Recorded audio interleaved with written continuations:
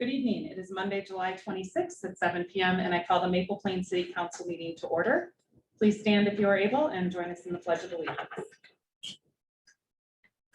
I pledge allegiance to the flag of the United States of America and to the republic for which it stands, one nation, under God, indivisible, with liberty and justice for all.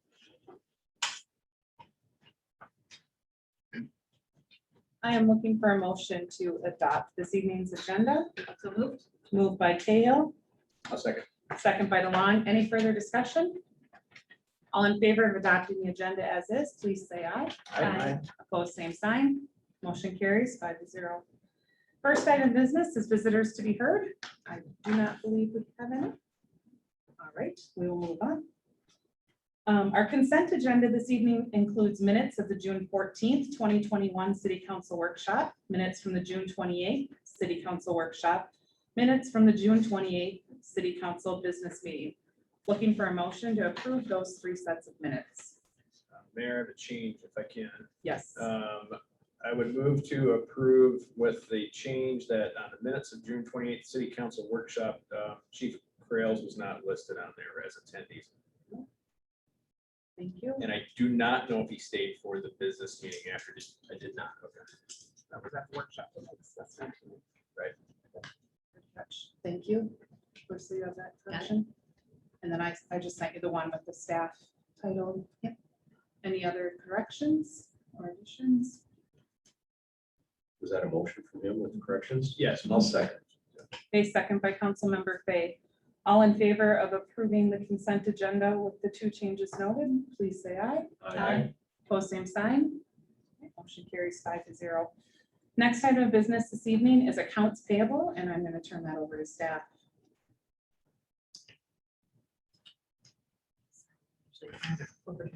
Oh, I'm sorry. We'll give you a minute. Page 10 is packet. I guess I don't have too much other than I made just a few notes that of issues that I thought might come up as questions. So July's total is significantly higher than it usually is, and that is due to a bond principal and interest payment of a little over $200,000. And then I also wanted to point out we do have a MediaCom and an RBIC bill, and that's because we're kind of we were paying the tail of an end of our MediaCom service and started up with RBIC. So that will be the last time we see that MediaCom bill. And the fire Ethernet is not quite installed, but we're hoping that's finished up here in the next few weeks. I think we were close to getting their MINDOT permit to get across the highways. And I am certainly open to any questions. Thank you for that update. Any questions for staff? Okay, Councilmember Fay. 3. We'll start with the simple one first. Page 12 of the packet, Gertons. Looks like some weed kill and hornet spray and stuff. Was that public works purchases? Would this normally go under the maintenance budget with people service, or are we? It's only $100, but we have this maintenance budget component with people service for materials. Correct. And so we're over that budget. So that was $5,000. We've been over that for quite some time. It's easier for us to have them pay for it directly, for us to pay it directly. It's certainly, it's actually itemized better on our end than it is on the people service end. No. That's Which I appreciate, but in the end, can we make sure we get an accurate number so that way if we need to look at increasing that number when we're doing the budget?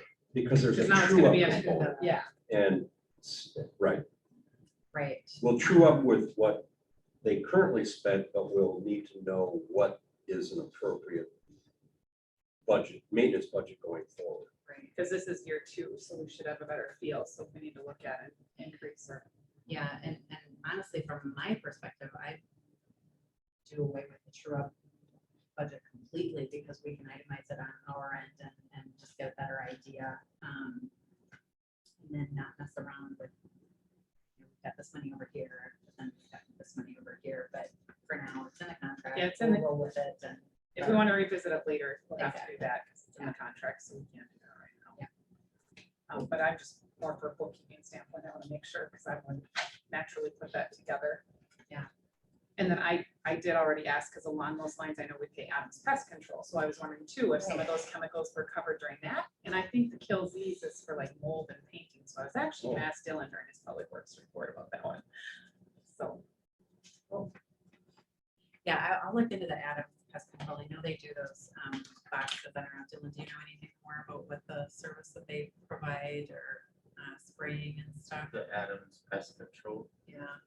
I guess I'm not really sure besides like refill their traps. I guess I don't really know. Yeah, that's right. That's what I didn't know what our contract was for. Yeah, I'll check with them because I think they do some spraying too. They So, do.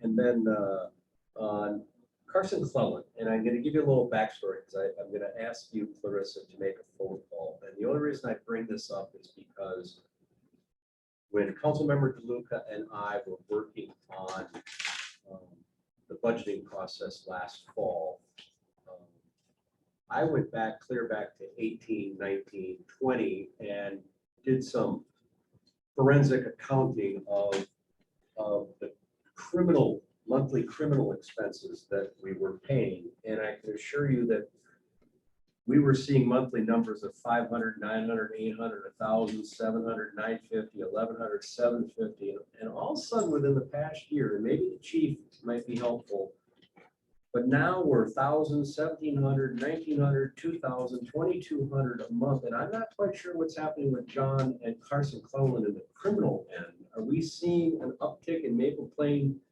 criminal issues that we're literally double our attorney's fees for criminal cases, chief? I'm not seeing it. I would have to look into that. This is the first that I had heard about it, and so I can't really give you right off the cuff an honest answer if it's double or not.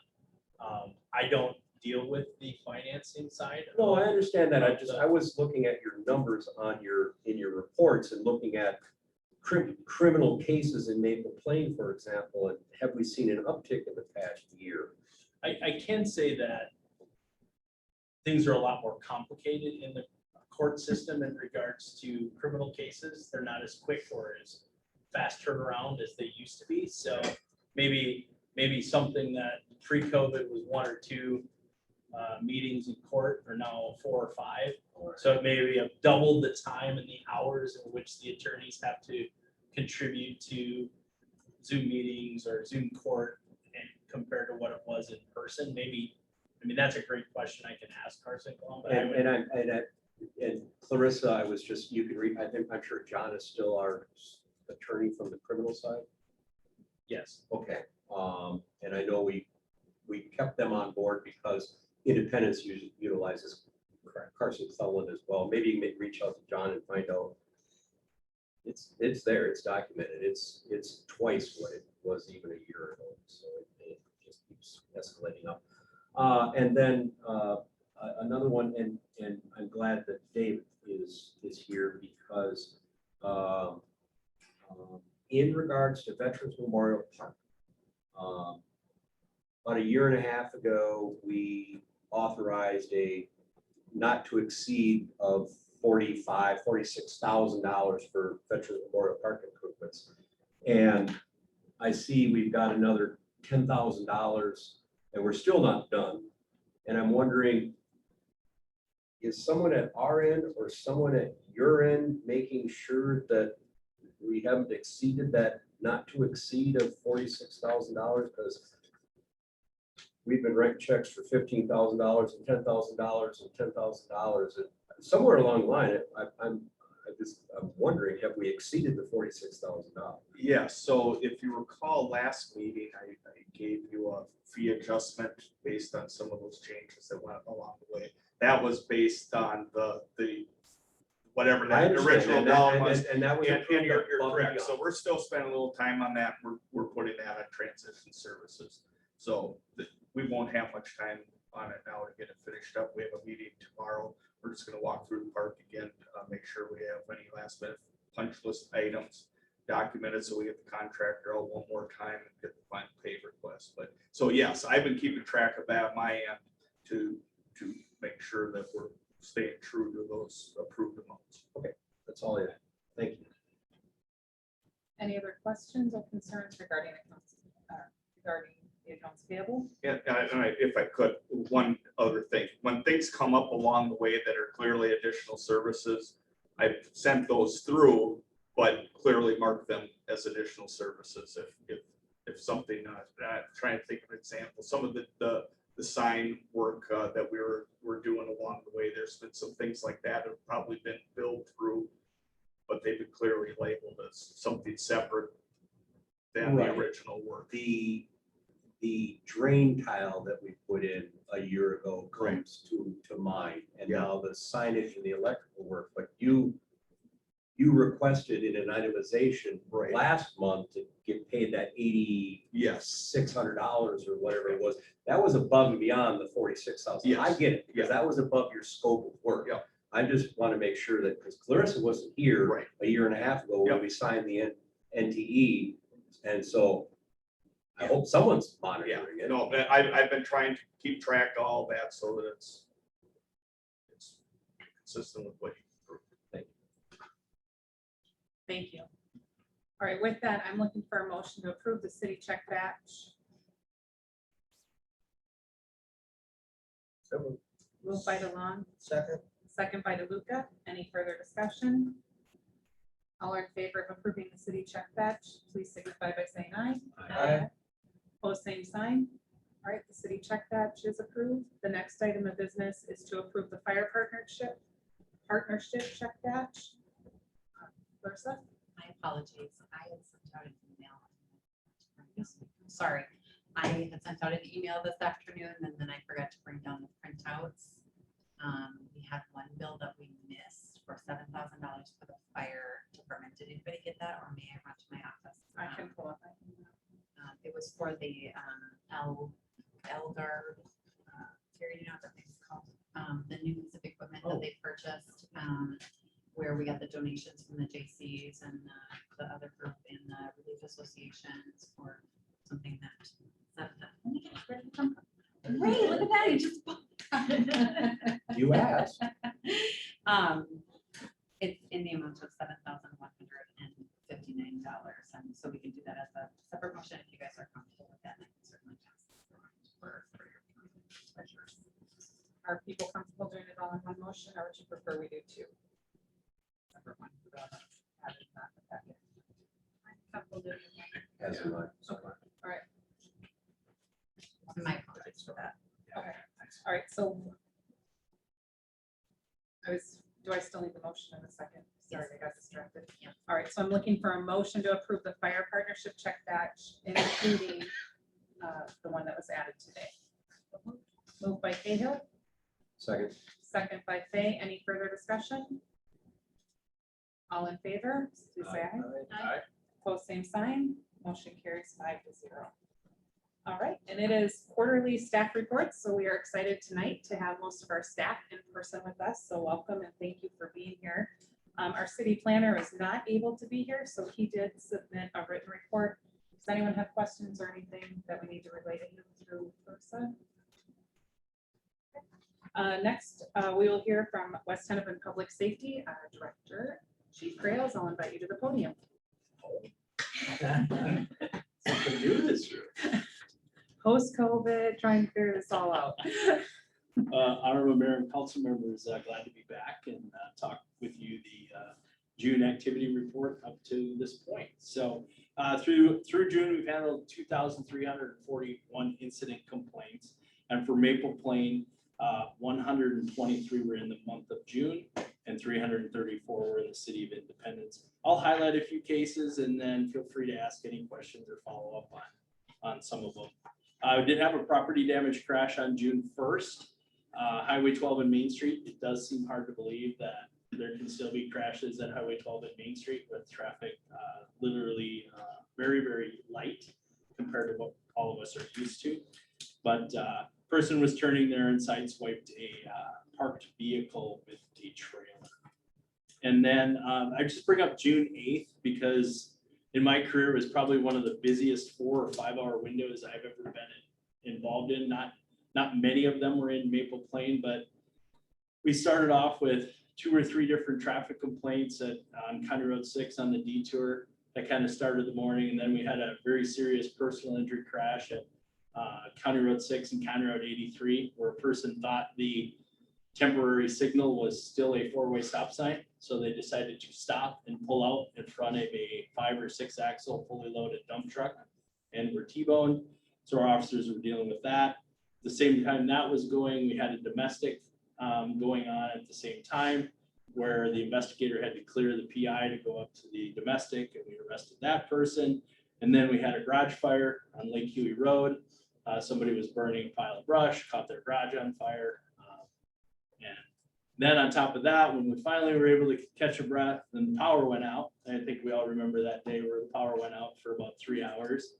That power outage caused many problems, mostly with alarms, people stuck in elevators in Maple Plain, Bryantwood, 1560 Howard Avenue. And then our backup generator failed to switch. So we were running around trying to get the power with our electricians back to our police department. So it was just kind of a 6-hour window where I actually sat back and go, I think that was one of the busier days that I remember in my career. So not to dwell on that, but June 8th was one I'll remember. June 15th, I just bring up a DWI, a 3rd degree DWI at 70, the 7300 block County Road 6, more of a, I can't believe that really happened, but a person who was intoxicated was driving an electric vehicle and ran out of juice. So he thought the best alternative was to coast into this person's driveway, go into their garage, search around for an extension cord and plug in their car so that they could get power back to drive home. Needless to say, the property owner came home and found this person in their garage hooking up with the electricity, waiting for the battery to get recharged. That's another one that I'll remember for quite a while. Never had that one before, so it'd be interesting to see if the city attorney believes that since there isn't power in the car, that it's a DWI, but we'll see how that goes in the courts, I guess.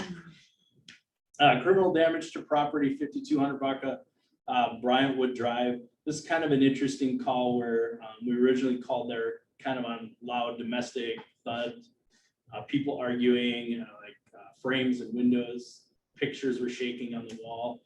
And then that person found that their screen on their apartment window had been cut with a knife in it. So we're still investigating that case, but we believe somebody was trying to actually break into the apartment where all the loud noises were coming through and it picked the wrong window. So fireworks complaints, June 22nd. Those of you that watch Facebook or fireworks were kind of a hot topic this year. It seemed people were, as we got closer to the 4th of July, more people were shooting them off, and there was a lot of debating going on about scaring pets and people. And obviously they're illegal, and some people want the police to go out and enforce every illegal firework. And we try to do it with discretion and make sure that people are being law abiding.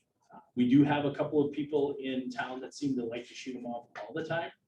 And we have been working with neighbors to try to pinpoint who it is and get it to stop, because it is getting annoying, 2 to 3 weeks before, and then it just continues on after, especially with young children and pets and stuff. It is disruptive to them. We had a medical in the 1400 block of Wyman Avenue, Maple Plain. The person was unconscious and wouldn't react to stimuli. We were able to get first aid care to her and transport her to the hospital. And then June 27th, Main Street and Highway 12, again, another crash at that intersection. Somebody stopped, again, traffic is light, and they pulled out in front of somebody and were involved in a crash. No injuries, thankfully. And then June 29th, 1800 block of Newport Street. We did have a domestic assault occur and one person was arrested and transported to jail for domestic assault and obstruct legal process. Other than that, 162 citations, verbal warnings, traffic stops for equipment, 3 citations for hands-free device, and 9 citations for driving around the barricade. Obviously, there's a lot of people not following the detour around, more sort of 12 and 90 for our agency, and we write a lot of tickets and a lot of stops for people just disregarding it and driving through, which makes it very difficult for the construction crews trying to do their job and keep moving forward. On a construction side, weather couldn't be better. Crews are working 70 hours a week. We're on pace to keep moving forward to get both the Baker Park and County Road 6 area done, and then the roundabout at County Road 90. So really looking forward to be done. I know the businesses and the residents are really anxious to get it done. I'm hoping it's done before school starts. That'd be a nice little bonus for all of us to get that all reopened before school starts in September. Happy to answer any questions that you might have. Can people still book night parties? Absolutely. And how Yes. do they do that? So you can do it online or in person or call our office. So like tonight, we just had somebody, we saw a photo come through, and at least it came through on my phone. Somebody took a picture of it, sent it to me. And so my officer's going over there now just to make sure that they register. And that one's on Howard Avenue. 19 night events this year are going to be block parties or events. Maple Plain currently has 6, which is tremendous, and probably going to have 2 more after tonight. So a total of 8 so far, and we still have 8 days to go. So it's going to be a good time to get everybody back to meet their neighbors, know who their neighbors are, because crime prevention is the best tool. And even one of these cases, you saw somebody called in and reported somebody was pulling up to a mailbox and thought it was suspicious. Well, that's what we want our neighbors to do. Like, hey, why did that person pull up to a mailbox and reach in and grab something? It had nothing to do with theft. It's just somebody put their keys in a mailbox, I believe it was, and said, hey, just grab the keys out of my mailbox. So the person came, opened up the mailbox, and took the keys, but a neighbor reported it. And that's how we prevent crime. Working together. Thank you. Any other questions for Chief? Thank you for your report. Thank you. I'd like to invite forward our city engineer, David.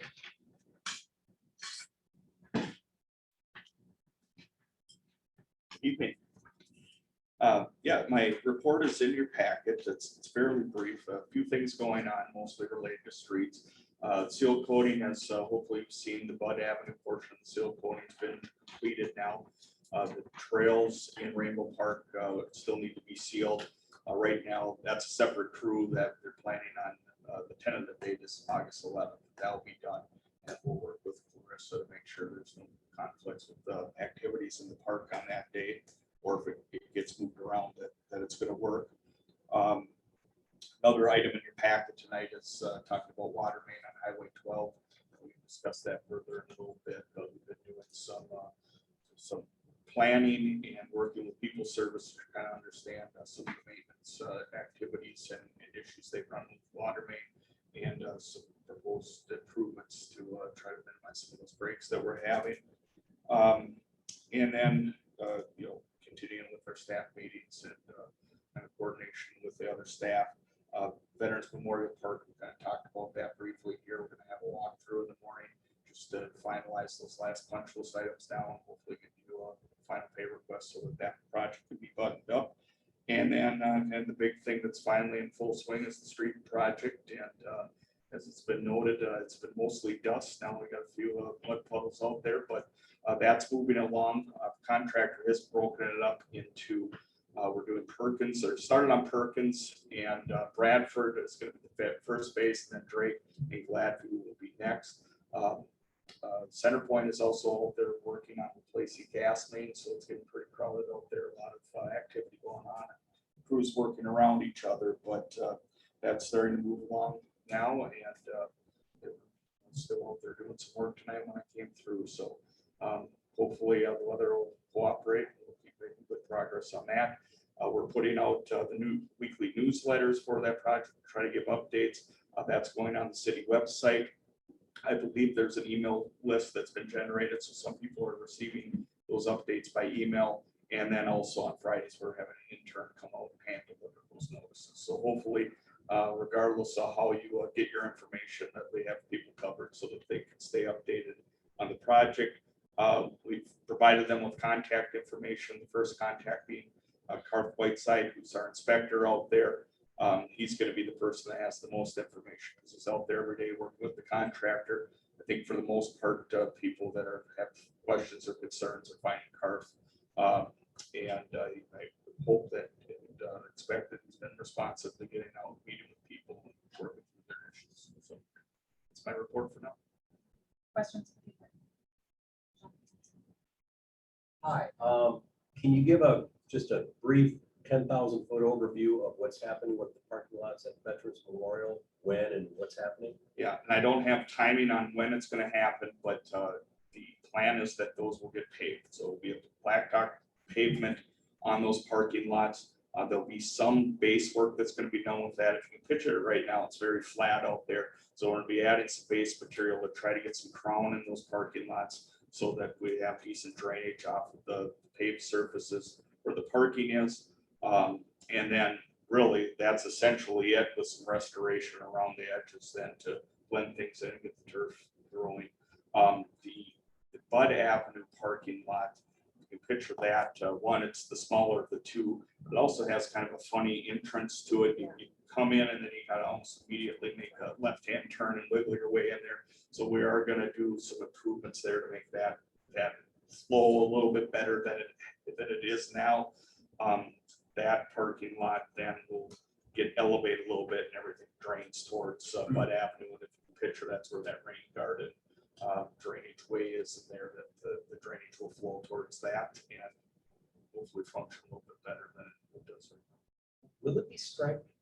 Yes. Will it have the curb things so that people don't? We don't have that in there. Certainly. If you need them to keep people off the grass. Will they Well, hopefully once Stay it's on the blacktop, they'll be more fingers respectful. crossed? Yeah, and it's certainly something to keep an eye on, but hopefully once it's paved and striped, that it will be clear where it should be. Any chance the extra material you referenced is outside of Public Works right now? There's a chance. Oh, okay. I don't know Sounds good. that for a fact, but That's all right. that's possible. And actually, Bill might know better than I do if we're stockpiling this material over there. Well, and I just also wanted to pass along kudos. I've had a couple different residents reach out and they're very appreciative of the newsletter and the monthly communication and saying that it's been very well done. Good. It's a messy process and there's just no getting around it. And it's better when the weather cooperates, but it is. If it's done well, at least hopefully people aren't confused about what's happening or unsure how to get in and out of certain things. We're trying to stay on top of that. All right, thank you.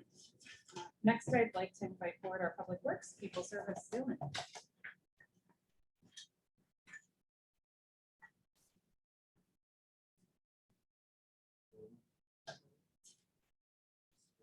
Just been the last quarter, just been a lot with keeping up the parks, with the tree trimming and just the daily cleaning, weed control, grass seeding. And locates have been keeping me pretty busy with the weather, with how dry it's been, a lot of projects going on. The treatment plant, been working with Craig from Total Control on some of the electrical issues that we had with the power outage.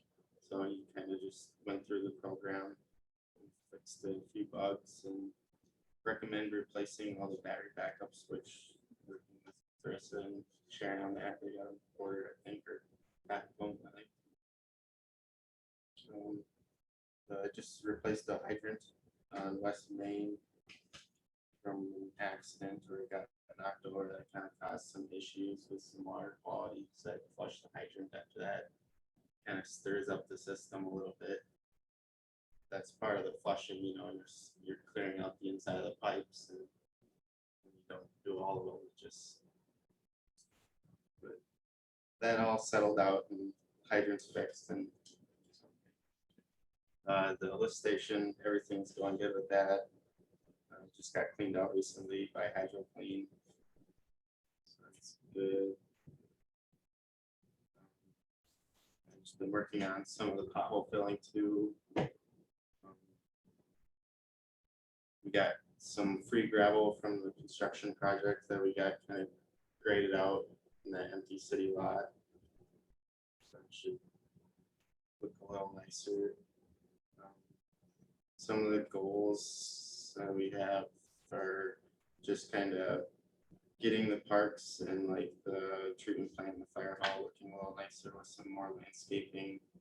We did just redo that trail on Rainbow. I know there was a resident that was kind of complaining about that on the west side of Rainbow Park. We just kind of took the old material out of it. I think it got worked on before I was here, but yeah, just landscaping in the parks, taking down some of the old trees. I know there's a big that one empty city lot that maybe we should think about getting taken down.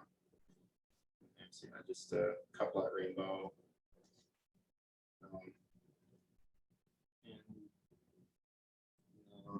need to get like some work orders set up with like the people service director of operations for like better documentation on the maintenance that's being done. I think that was a goal that I had last quarter, actually, right when I started. It just, we haven't got to that yet. And same with like transferring information from our GIS mapping program, diamond maps, to the fire halls, which is the emergency reporting.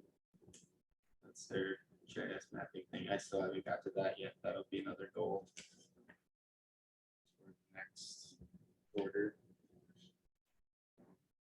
So I just, yeah, try not to get as detailed with this report as the last one. It's like pretty much just read off everything I did, but And we did read what you submitted.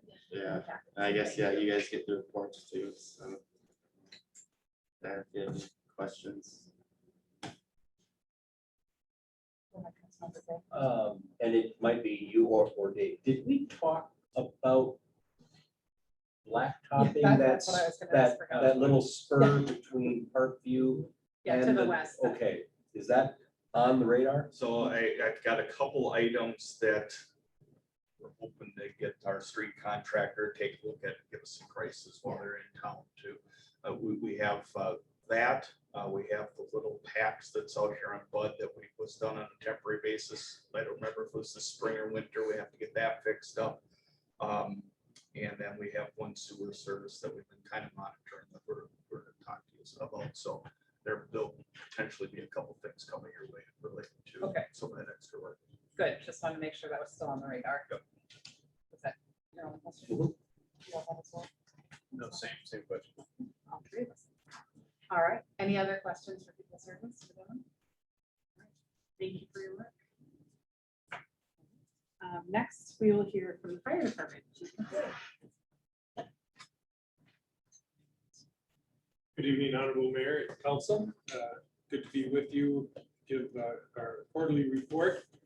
I apologize for the late arrival of my report for you, but it is what it is. So year to date, have responded to 138 incidents with 284 in the city of Lake Plain and 40 in the city of Independence. And then we've responded to 3 in Medina, 2 in Park River, and then we've had 9 mutual aid calls year to date. The year-to-date hours for incidents is 1578. And just a couple other highlights. 35 incidents in the month of June, kept us pretty busy. Doesn't take a real great mathematician to figure out it's more than 1 a day. And so we had a good response for our calls. Probably we did have a fire at Pawnee, and that we had to ask Loretto and Mound to come over and help with mutual aid. Basically, it was an oven fire. Their fire suppression system did contain it to the oven, and our fire crews were able to extinguish the fire. We had approximately 500 to 550 degree readings right at the ceiling where the exhaust goes out. And so we did have to do some demo on the roof, and the and the venting there, just to make sure the fire did not extend into the roof material. Thankfully, that did not happen. I've been on fires there where that has, and that is probably almost a guaranteed 6-hour job tearing the roof apart and getting to the fire. So couple of other highlights that we've had during the month of June is, other than the weekly staff meetings are now bi-weekly, thank you, Clarissa. And the monthly officers meeting, attended the Medina shared service meetings. We got a new phone system installed at the fire station, which has been a huge improvement. Thank you, Clarissa, for coordinating that project. And it's better customer service, cheaper, and makes access to the phone system for myself a lot easier. And it's been, the first call I got was a report of a grass fire up in Greenfield. I don't know why they called their number, but we were able to get on the air and get the Rockford fire started there right away. And I thought, well, I guess that was successful right out of the chute. But, anyway, and we didn't tell the caller to hang up and call 911 either. We just took care of it, got the right fire department going. So again, it's customer service has been a huge improvement there. We welcomed, after a lengthy hiring process, we welcomed Holden Moles on as a probationary firefighter.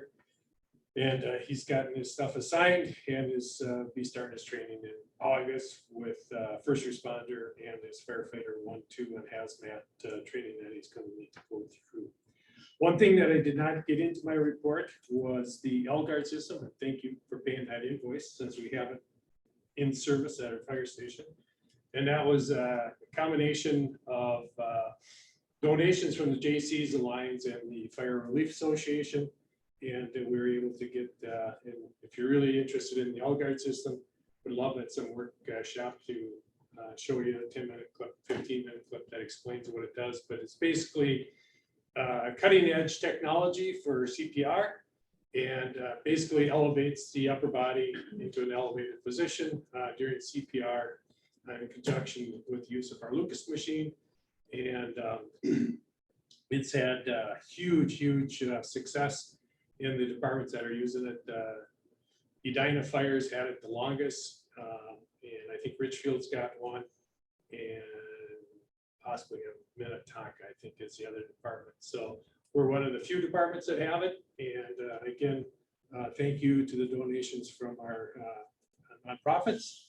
We were able to get that into service, and Ed McGinty, who's a paramedic on our department with HCMC, has seen just numerous success cases with it. So without getting into the science, I'm not a scientist, but basically what happened before in CPR, when you're in a prone position, it puts too much cranial blood pressure in your brain, and the blood does not circulate, and then because the blood don't circulate, your brain's not getting oxygenated blood, and with you get to your torso in an elevated position, the gravity brings the blood back to the heart during CPR, and you're getting oxygenating the brain, and people are leaving the hospital with basically no brain damage when the L-Guard's been used. So again, proud to say July 12th, we put it in service at training, and we have it in service, and a nice tool. So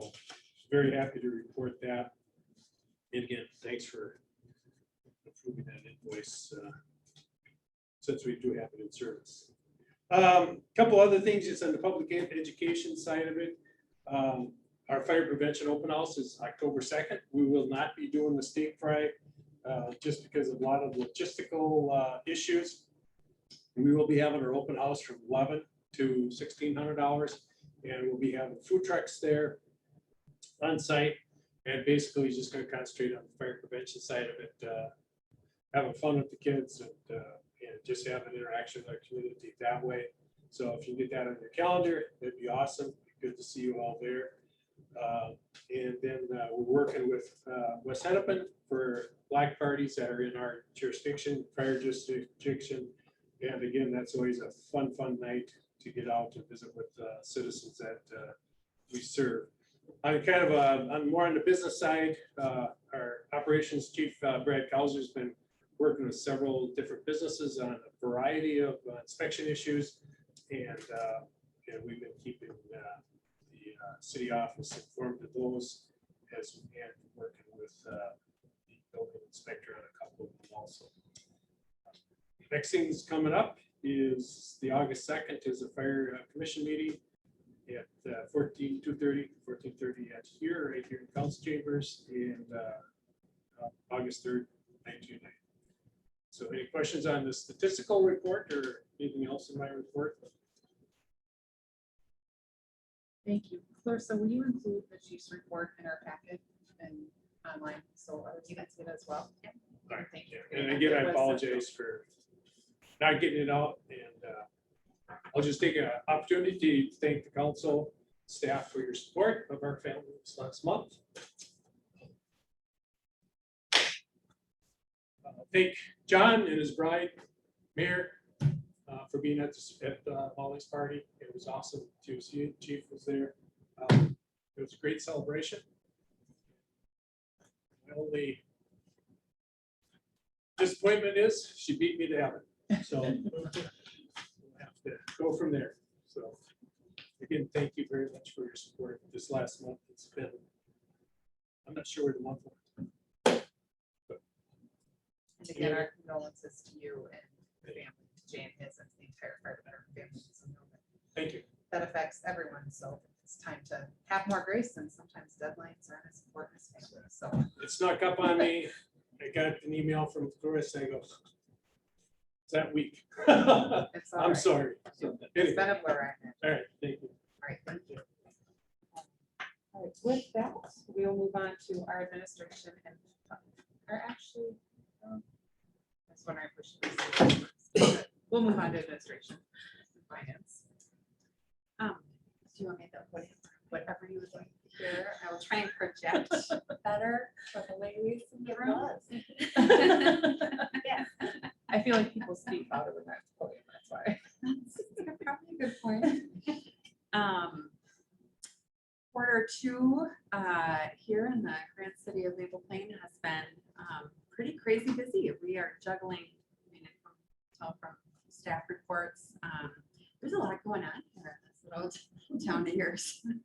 So, I keep my list of projects and I had goals set early on as far as what month everything was going to be completed, and I just keep falling flat on my goals, but things are nudging forward ever so slowly, and we've gotten a few things off our plates. So the phone system being one of them. Finally got the rainbow ring lights moved over. I haven't gone over to like test them. Did you actually look at them at all, or The, the hockey rink lights? they just put a meter and a timer on there. Yeah. right? So they should be off. They're off at night. Oh, good. I Okay, can tell you good. that. Well, I'm near and there too.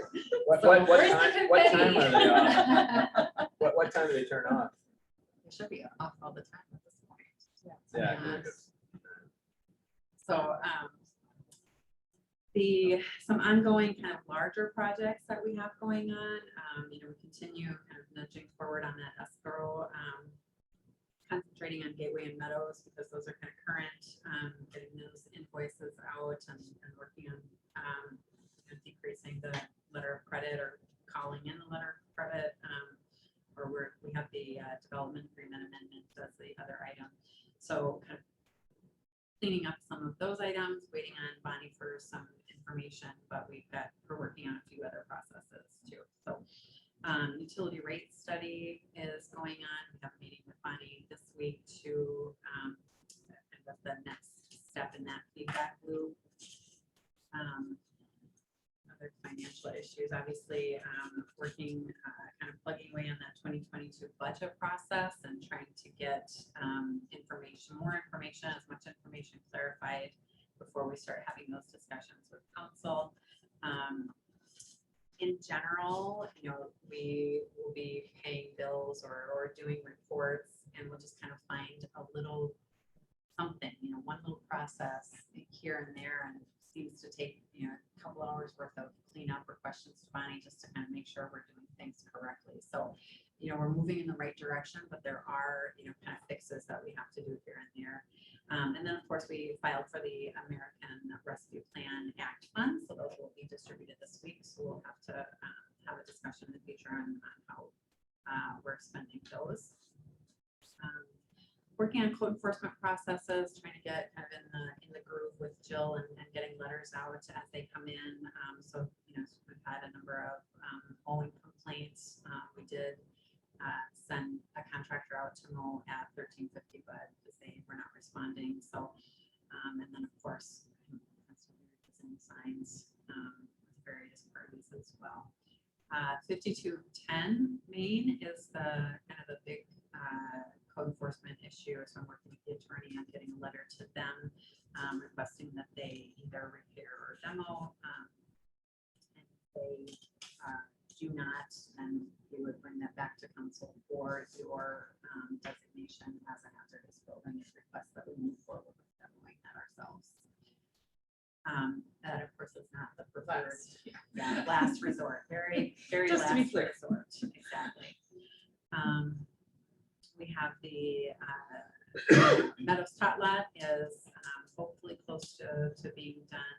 He states he has a contractor lined up to do that, so we'll give him the deadline and take care of ourselves if he doesn't.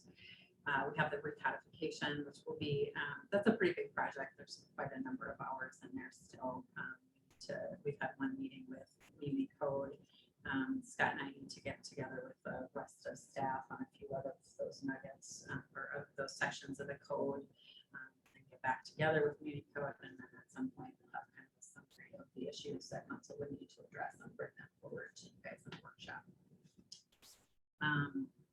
Mark and I are working with Ebert on the downtown development plans. We have a meeting scheduled with them next week. Moving that forward, we're working with the city of Medina on that fire contract. So we have a meeting with them on Thursday.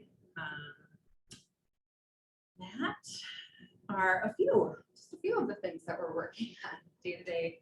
There's always, a dozen things that kind of come up that fires we have to put out or questions to answer. Whatever. So. Questions for Clarissa for the administrative side? All right, hearing that, I'm looking for a motion to accept all of our staff reports, both verbally and writing.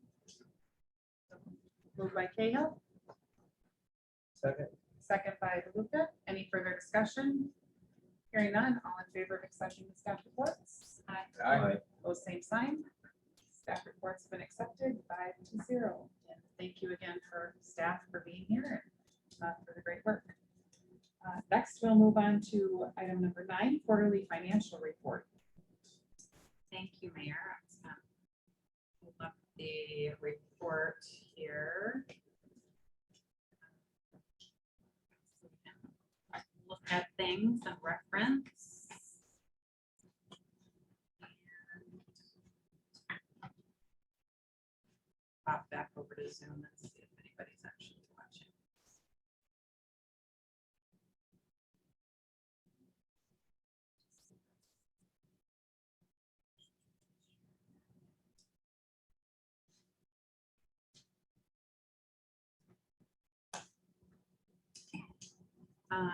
Okay, so as Councilmember Fayette kind of mentioned in the workshop briefly, I'm feeling much more comfortable after the second quarter than I was after the first.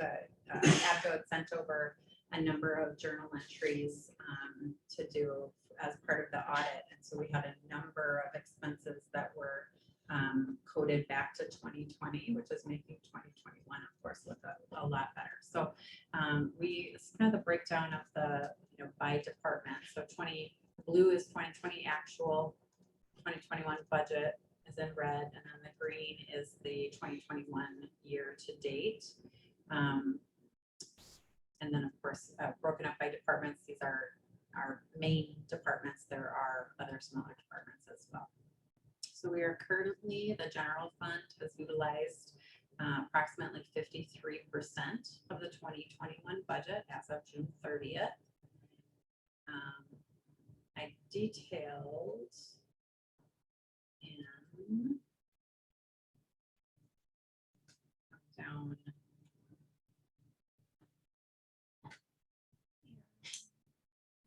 So the general fund report kind of goes through maybe a little bit more in detail where we are and where we're at by department.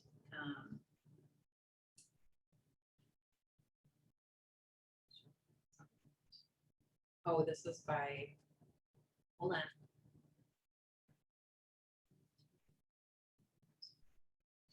Look at that executive one. I didn't think we were at 100% there, so. So we are a little high on some departments. Some of that has to do with the fact that we're putting our monies into different buckets than we might have done in the past. And I outlined to some, some of those in that, in this document here. So I know that the people service contract was maybe budgeted in a different line item, so that's now getting broken up into what we believe is appropriate. I'll just kind of go top to bottom here. So total budget for the executive, so the council was maybe just a little under budgeted based on your current practice and your policy. Sorry. Increase the And size. on you this can't one? read that? I mean, I can with my glasses, but I'm thinking of others as well. It's like, That's horrible. I was Sorry, hold like, on a second. even 100. Yeah. Okay, thank you. I was like, All right, how do I get rid of this then? there, so I don't- This way. Thank you. sorry. No, that is just fine. That's good. I need to. So just a quick explanation here on my column. So the 2021 budget is the first column. Year to date is what we've spent year to date. This third column is a calculation of what 50% of the budget would be, except that's a percentage and it shouldn't be. And the fourth column would be, what we were, if we were looking at things on a half basis, this is what we might be over for that quarter too. So contract services, we didn't really have anything budgeted for your administrator search. So that is, that line item is over budget. The administrative side, similarly, our interim administrator before me is going to put our full-time employees item a little bit over budget. We didn't have anything budgeted for unemployment, so we do have an 11,000 over here. However, Hennepin County did just implement a policy that is reimbursing employer unemployment charges, so we'll be getting the majority of that back.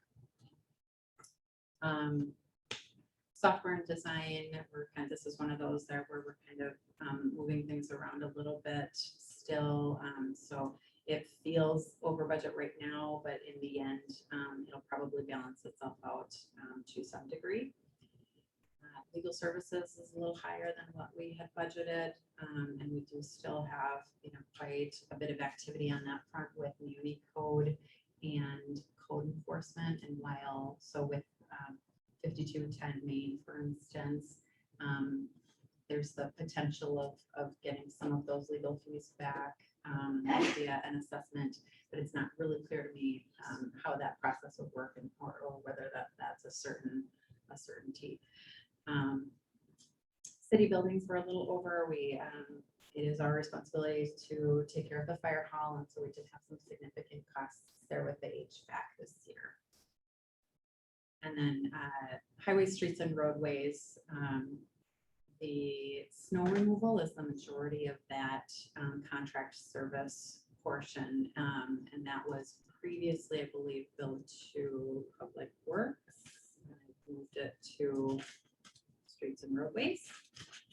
And then also utilities had never been, the streetlights had never been billed to streets and roadways, so we made that change.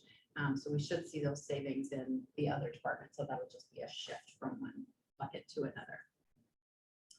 And then similarly in parks, there's some bucket shifting going on with the people service.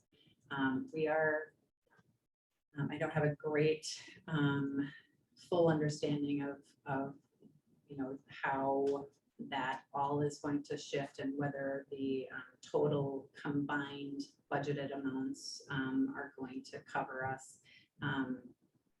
But currently, this particular line item includes a portion of people service, Adams Pest Control, which we talked about, and then the turf service that we hired this spring as well. There is also a report of those other funds. And I think John DeLong had mentioned this in the workshop. Some of these funds are still showing negative balances. So Bonnie and I do have some work still to do on these to balance out those negatives. So that's going to be something that we'll talk about during that budget process, and hopefully we'll get farther along in this so I can, the goal would be to make sure that our general fund, we have a full understanding of what our general fund is, which we won't truly know until we take care of some of these, couple of these negative balances. But don't have that many balances. So just a couple negative balances, actually.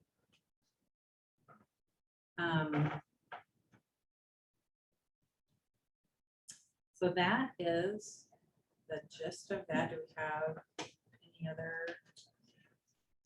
questions? Oh, I will just also mention I had added a note of there are 2 planned transfers out. These have been done annually for at least the last few years.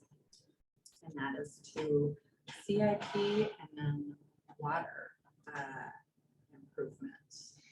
So we'll talk about those during the budget process too.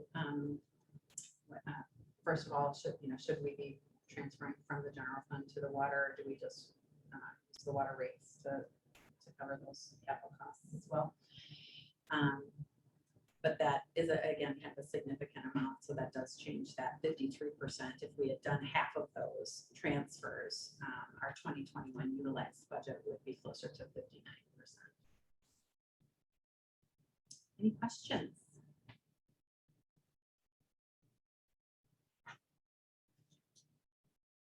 Questions? All right.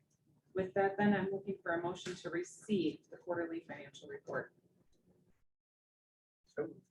Moved by DeLong.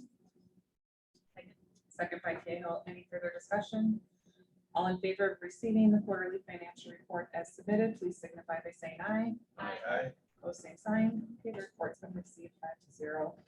We have no old business this evening, so we will move directly on to new business. And the first item is Maple Plain Hennepin County Assessment Services Agreement.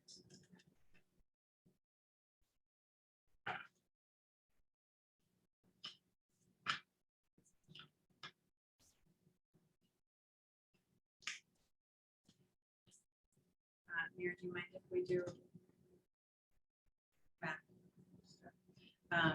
So the assessment agreement, it may be in the wrong order in your packet,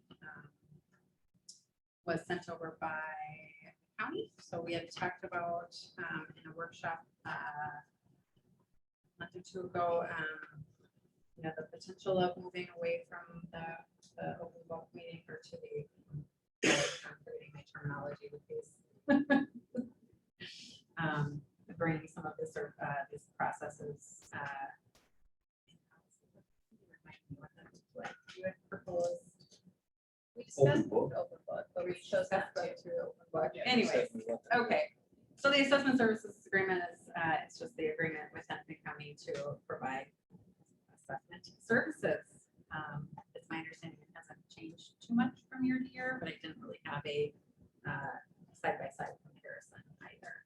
So And it looks like we're just renewing the contract. exactly. And this is actually retro because it had expired last year. So part of it's already been used. Do you know where we were before? Because when I look at the budget, which is in the packet, it looks like we were paying $17,000 a year, and now we're going to $21,000 a year. Is that possible? No, it's. They haven't stepped into a house in 15 months. I was just gonna ask that, when does that happen? Because they called me We got a letter. last week. And he did it all on the phone, so. Yeah, we got a letter. Ours is all being done. And Must be our- these restrictions have to be easy because I understand Hennepin County was one of the first entities that did everything remotely. And they continue to do everything remotely. Their service centers are still closed. Everything is done over the phone and virtually. And we went through an entire assessment process last year where they're required by the state to physically inspect 20% of population, which they did 0%. They did everything over phone and drive-by and computer. So I understand they want a multi-year agreement, and the way I look at it, I couldn't find anything except an old budget entry that showed 17,000 and now it's 21, so it's going up by 20%. Yeah, is the fee dependent? It's the on their assessment. actual- It has nothing to do with well, they'll attend the board review. Yeah. This is the actual process of being our local assessor, appraising valuation and doing market analysis to come up with the market value and therefore based on our levy, the taxable market value of their house and therefore what taxes you owe for for school, local, and county. And it has nothing to, well, they will attend, but last year they attended virtually, or this year they attended virtually. So So I guess are we going back going, to your original are they gonna question. start doing things in person or are they gonna remain in virtual space? I will have to invite. And there's nothing we can do to change that. I understand The that, county is making- but if their contract is based on physically inspecting houses, is it fair to pay a 20% upcharge for them doing everything?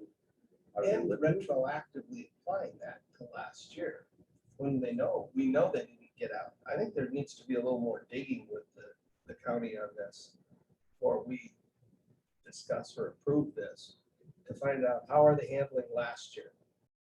In a cut year, I'm not willing to go say, hey, you're gonna get an extra $4,000 for doing a tenth the work you did last year. And I might be And then what's jumping it to look going conclusion. forward? I could not find an entry item. Well, yeah, on let's accounts find out what payable. that was. I was just looking at a budget entry that showed $17,000 as a 20 budget.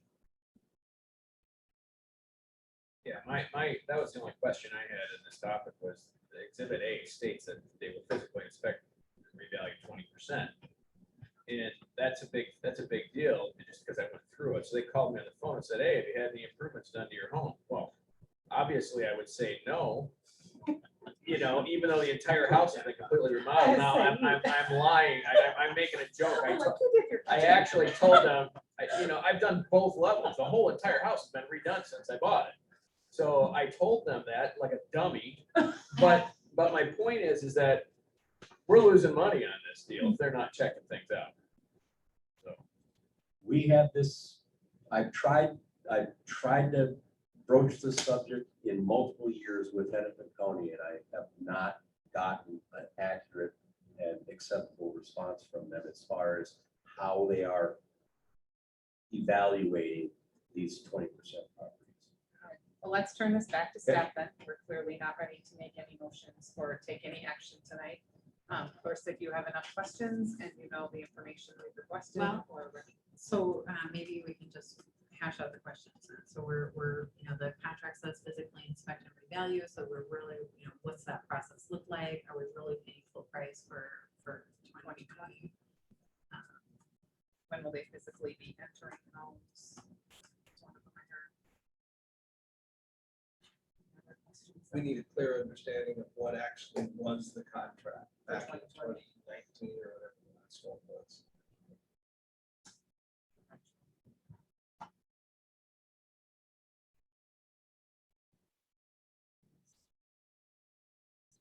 Yeah. And would anybody be open, or do we want to just have staff come to this meeting and answer, address some of these questions, or?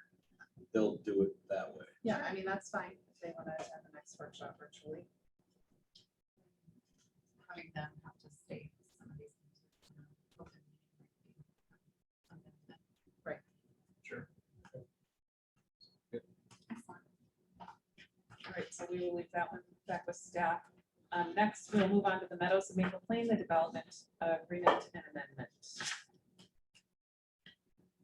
Thank you, Mayor. So we had talked about this at the workshop a couple weeks ago.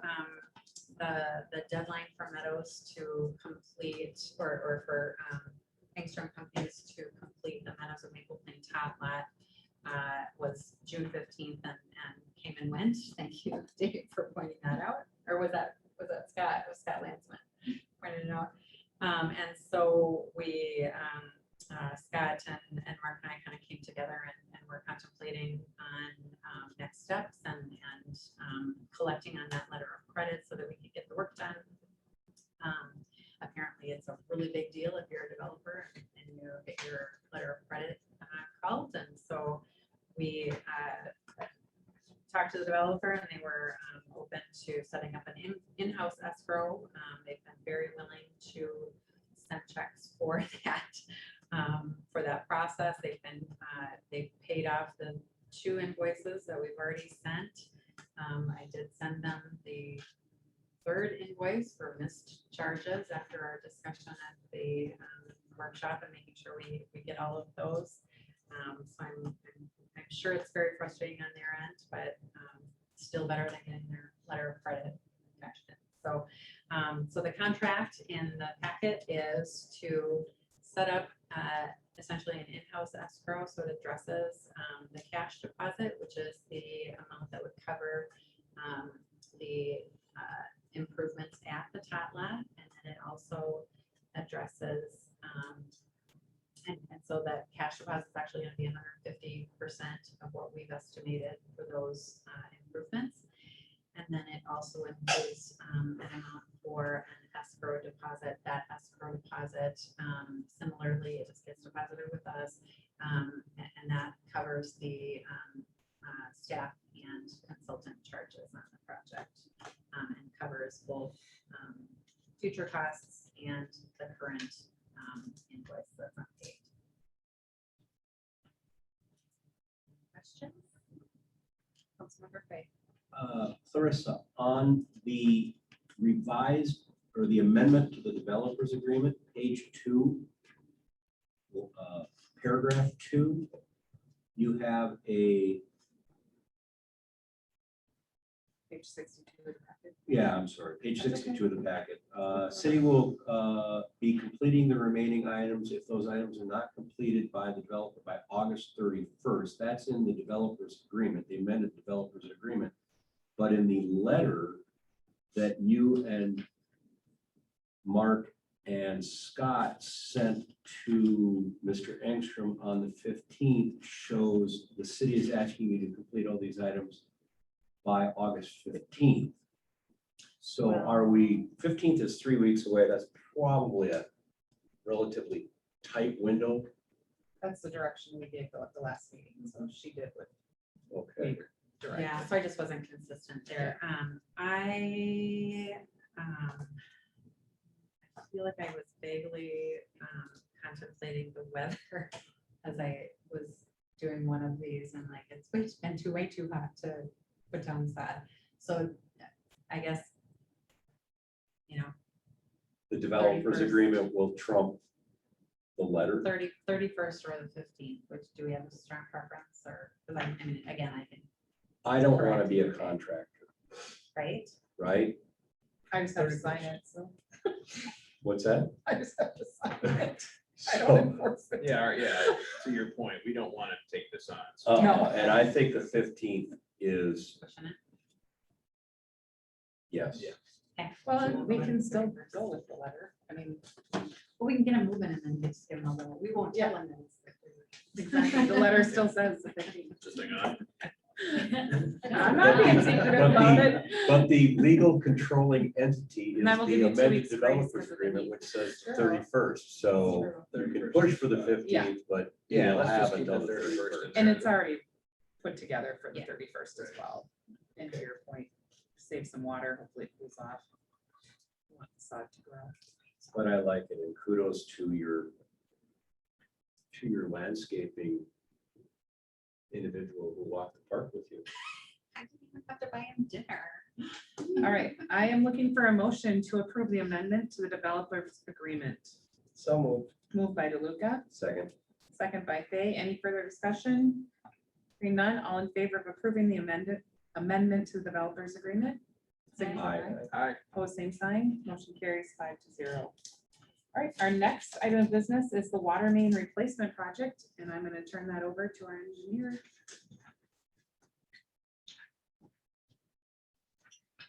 Thank you, Your Honor, members of the council. We put together a scope of service here for water main replacement along Highway 12. And as I'm sure you're all aware, we've had several water main breaks here over the last, well, really since the beginning of 2020. We had one on Holgren Road, Independence, one west of Holgren on Highway 12. But there's one particular spot where there's kind of a cluster of breaks here in a relatively short time, and that's between Spring and Marsh. And so we've been working with People Services to kind of understand kind of how that's set up, what the condition of the pipe is. It's our understanding that it's right now it's a 6-inch cast iron pipe that's in poor condition, which obviously with the breaks and the problems that we're seeing.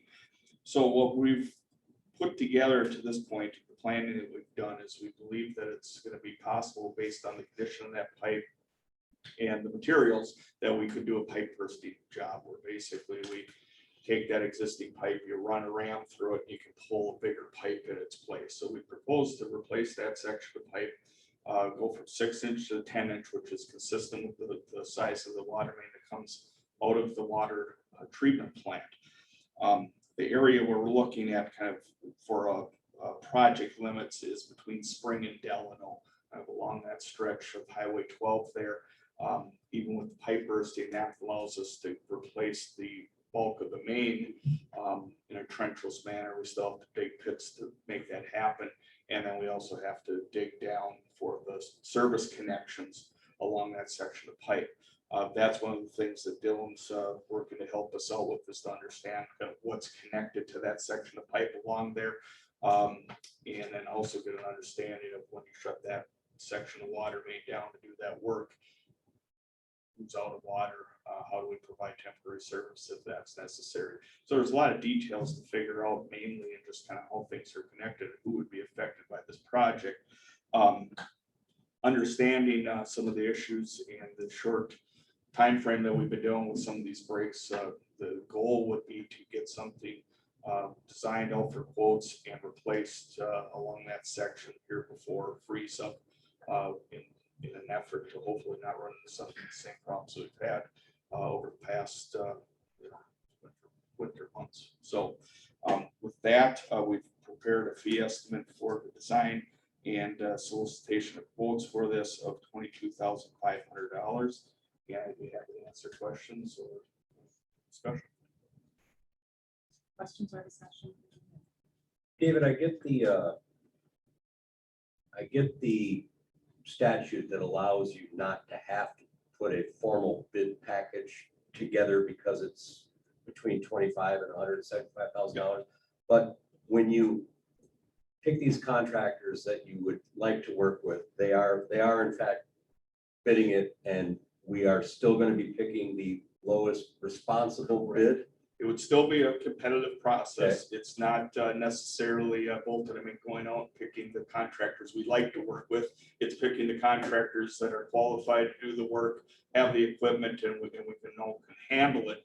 What the quoting process does is really just kind of shortens the time frame to put all this together. If we bid it, we have to advertise it, and just the process drags out a little bit. So it would be our intent to solicit as many quotes as possible to make it a competitive process.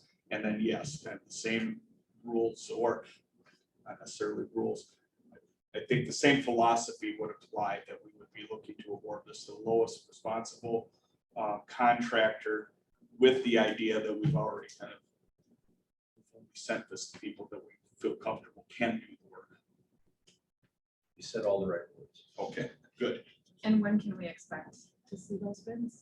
So I mean, just roughly. yeah, so my hope would be if we put this together, that we could bring it back to you at the August business meeting to have those quotes in front of you and go out to, well, assuming everything comes in and is in line, and still want to go forward, we award it in August and set the project completion basically kind of beginning in November timeframe, so that we get plenty of time to get out there, do it, but at the same time, we can, at a minimum, get any pavement restoration that we need to get done completed. One thing I would say, depending on how far this gets stretched in the fall, potentially giving them some additional time in the spring for final restoration. That would be great, because every winter it seems like the coldest day our staff is standing out there Yeah. trying to fix Yep. it. That spot is just cursed. So I do I think the those, sooner we can get it I watch by done, Zoom. if we can get it done before this winter, I think staff would be really Yeah. happy. Yeah, no, understood. So keeping staff happy is important. Well, and people get with their water too. So 22.5 is the fee estimate to prepare everything, but then we still have the fee estimate on top of that for the project itself. And then what do you anticipate the project's going to cost? And the reason I'm asking all this is because Clarissa, over budget report, none of this is in the budget. Right. How are we paying for this? CIP.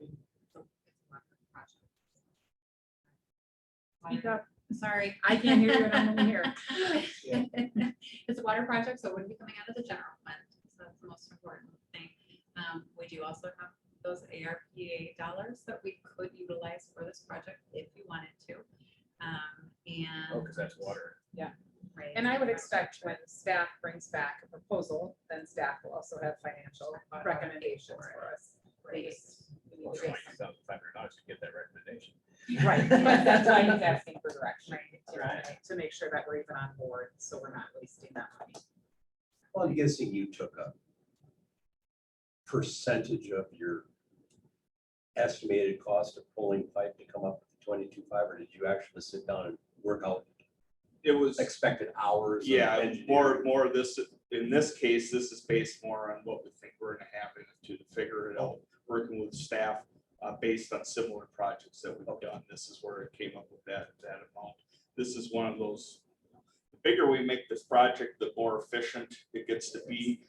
That's why I say, we're gonna look at as big of a project area as we can to replace as much of that water main as we can, working with Clarissa on what we have to work from a budget and can we pay for the standpoint, but making sure that the engineering dollars are going towards something that's significant enough to be worth your while. Sure. And we're not cutting any corners, we're bringing it up to what we already did our last project. with Correct. Tentage, right? Correct. And Just we've refresh replaced my a memory, section it's of been a that before because of the Yeah. hot soils, and whatever is just degrading so these bad iron pipes, so. Which section was replaced? I think out in front of the fire hall, wasn't it? Right. So it went, we Yeah. replaced from It would be- Pioneer to, Like, Going The west. beach 83, or is it the other way? oh, we went west. I thought it was to 83. 83 to Pioneer or something like, because we had just put in a new well and we made that conversion to get that well pumping water to the water treatment plant. And then we found we were having issues and a lot of pipe deterioration because they sent it to someone and they determined the soils were caustic. Yeah. And so we're gonna be in caustic soil, so you're gonna be pulling a PVC pipe now. It'll be a plastic pipe and we still have some of those concerns with fittings and some of that, but we understand what we're working with there. all right. We have plenty of discussion. Anyone comfortable making a motion? I'll make a motion to accept the $22,500 fee estimate. Motion by Councilmember Fay, second by Councilmember Cahill, to accept the proposed not to exceed 22.5 fee estimate. All in favor, signify by saying aye. Aye. Opposed, same sign. Okay, motion carries 5-0. Thank you very much. Thanks for staying. Sorry to put you on. Next item of business is council reports and other business, and I will start at this way and we'll work our way around the table. So we'll start with Councilmember DeLuca. Thank you, Mayor. Report on our personnel meeting this month. We had a discussion with staff about performance management processes for the staff. Trying to put some process around how performance management is done, how performance reviews are going to be done. We had a discussion about Clarissa's performance review, because as you know, we're about 6 months, a little past 6 months-ish, about 6 In months. August. So recall that our contract with Baker Tully had them doing the performance review. At this moment, what Clarissa is doing is trying to come up with the timing for when that's going to be and bring a recommendation back to us. We will be getting some forms from the consultant for us as council to provide feedback for that review, and she will be managing it as part of her contract. We also had a discussion about the management of benefit costs going forward, trying to get our arms around the benefit costs for medical. And we've got some ideas that we're playing with. We're going to keep working through those, bring a recommendation back probably in another month to this council with some ways of controlling some of the benefit costs going forward so that they're manageable and don't get out of control. I know that's been a priority for the council over the last few years. We also then discussed some preliminary work on staff across the board increases and how that would look going forward towards the implementation of those in January.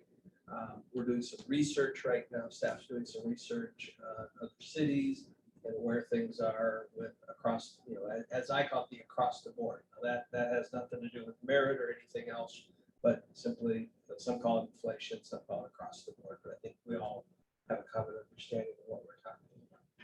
So a good meeting, got into a lot of detail. We're trying to get our arms around some of those benefit and costs and personnel type issues. Thank you. First, did you raise your hand or was I? I was gonna, I was supposed to clarify with you, if you were, 'cause I feel like you had said something about you contacting Sharon, but I just want to make sure we're not doing double duty. I've already been in contact with her. With any scheduling or anything, or? We can talk off, I mean, vaguely, but I mean, that was a month ago. We can talk. And the idea is we just need to get something on the schedule so there's a common understanding of when she needs to start getting feedback and getting it collected, come back to us as to how we're going to gather as a group to do her review. Sorry. Councilmember Cahill. Well, one topic that we didn't have to talk about at personnel, thanks to the legislature, is they passed the Hometown Heroes Act, if you didn't hear, which is going to provide a fabulous resource for our fire department, both on physical ailments like cancer and heart issues, but also the mental wellness that we were looking to implement through personnel. So great resource for us little cities. That'll be available to all firefighters statewide. So that was some good news. There was no watershed meeting this month due to lack of agenda. Thank you, Councilmember Fay. Thank you.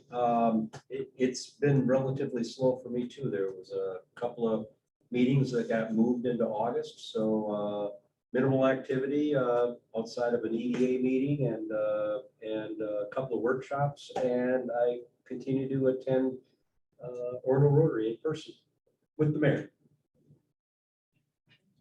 Councilmember DeLong. Not much. Same thing as Councilmember Fay said, planning commission was canceled. Our police commission meeting was moved out to next week. So just workshops and EDA, and that's been my month. I was able to attend the Highway 12 Task Force meeting. Hope everyone received the newspaper. There was a new flyer that came out the 24th. I haven't actually seen it yet, so is it in there? Yeah, Okay. I gotta ask for an autograph today. Oh, goodness, awesome. Awesome. So that group has really just been working hard trying to promote that Maple Plain is open. The chief is on that group as well, and just kudos to everyone on that committee. I think we've done a good job. Hopefully you've seen the billboards on Highway 12 and the signs all over, and you're familiar with the logo. Also, our regional council of mayors, we had our meeting, our annual July meeting. We meet with the superintendents. So this year really focused a lot on COVID and what the fall is going to look like, and basically just what a traumatic year it was for everyone, and how we're going to re-enter in the fall. Also attended the future fire service planning meeting with Chief McCoy as well, and continuing to look at how we can partner and use our resources, both personnel and equipment, to best serve the needs of the community. This is an ongoing conversation. It's not going to happen overnight, but I feel like we're finally making some progress. So that's good to be a part of that. Also attended the Hennepin County Criminal Justice Coordinating Committee. Our biggest point of discussion on that one, which could end up affecting us, is the embedded social worker program. And some departments around us have set aside a portion of their budget to help pay for a portion of the social worker. So we'll see where all that goes with police commission, and like coming back to council for that. Otherwise, just Rotary, and we all attended EDA with Ebert, so that's exciting. And just want to remind people, night to night, August 3rd, and please reach out to West Hennepin Public Safety if you're going to host a party, so we can come and visit, and our first responders can as well. So, any other reports or other business? All right, well, thank you everyone for being here and being here in person. We'd like to do that at least quarterly, and with that, I am looking for a motion to adjourn. So moved. Moved by DeLuca.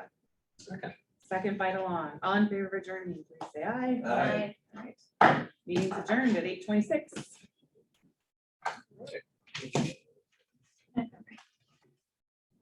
One of these days.